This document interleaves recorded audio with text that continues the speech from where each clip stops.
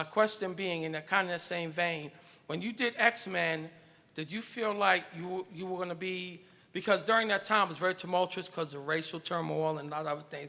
Did you feel, what was your mindset when you did it, and were you ever ostracized? Because X-Men was a very controversial comic book, extremely. X-Men was controversial? Okay, I wasn't aware of that. folks, I have to repeat everything y'all say. Short questions, small brain. First, he would like to thank you. He's from the Army. He'd like to thank you for your service. You are welcome. The entire nation is welcome. Thank you. Okay. Thank you. Thank you. And what was the rest? And the X-Men being written in the time when it was during Got the it. you understand? During the whole civil. Thank you. Okay. You So, understand the question? when you were writing the X-Men, was it intentional to have as much of an impact in the civil rights movement and with civil Yes, thank liberties as it did? Absolutely. I wanted to show that for some reason there seems to be a trait in human nature that people dislike and usually distrust people who seem different than they are for any reason. And I was trying to show how ridiculous that trait is, and it's a bad thing, and we should try to wipe it out. We should all learn to live with people who are different and respect them as much as we respect people who are just like us. So that was the underlying theme, and I'm happy to say that some people caught it. Some people it was over their head, but they still enjoyed the stories, and that made me happy. But yes, the X-Men was one book where I was trying to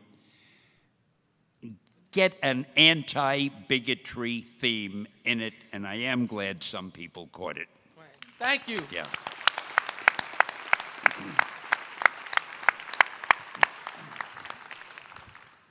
Hey Stan, can you give us some examples of some characters that you created that were refused by the editors because they were too out there, too silly, too bizarre, whatever?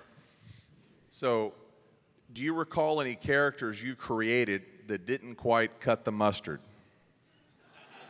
No. Strangely enough, everything we did worked out.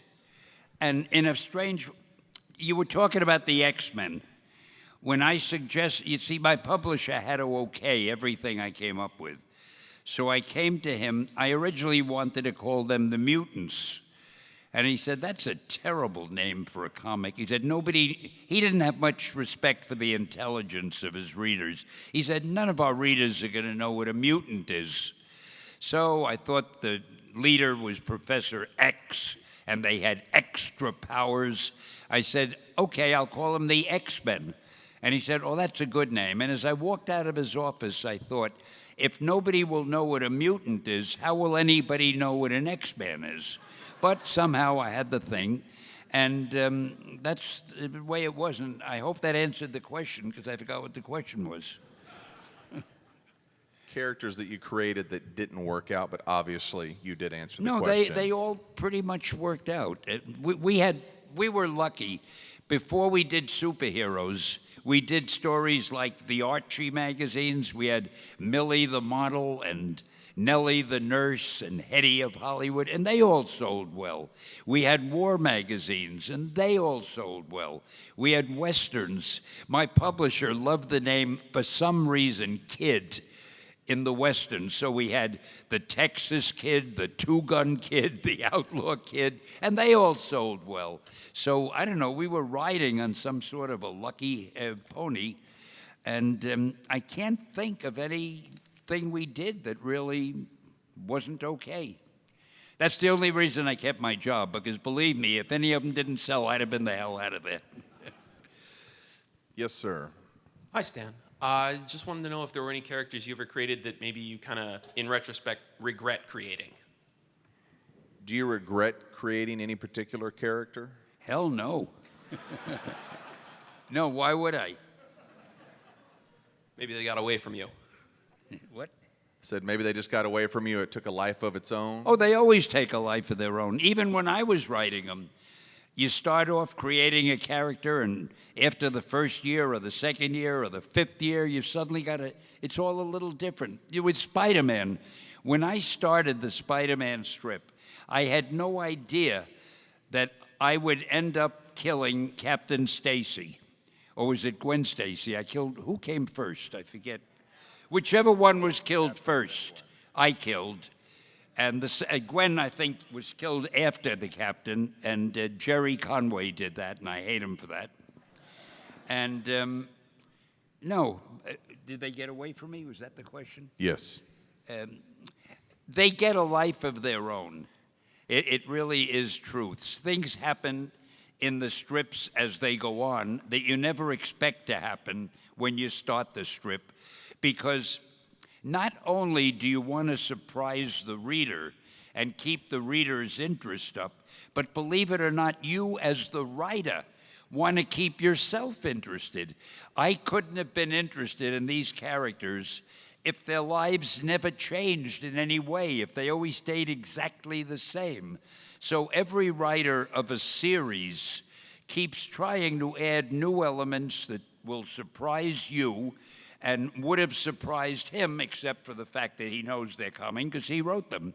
Am I confusing everybody? I'm confusing myself. I love working with him. Next question. Hi, Stan.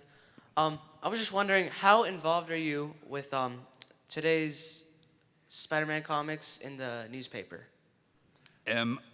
I was writing it for a long time, until very recently, and I've had to take time off from writing it because I've been too busy with other things. And I have a few other people who are writing it now. I'll probably get back to it later if I ever get any more spare time.